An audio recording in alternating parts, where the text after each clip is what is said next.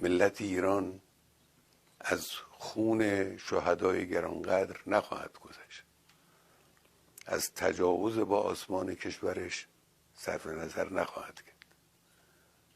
نیروهای مسلح ما آماده هستند و مسئولین کشور و همه آحاد مردم پشت سر نیروهای مسلحند.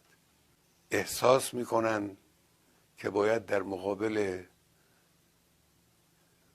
هویت خبیث رذل تروریست صهیونیستی با قدرت عمل کرد.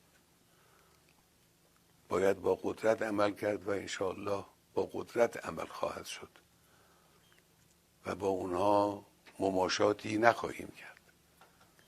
زندگی برای اونها تلخ خواهد شد بدون تردید.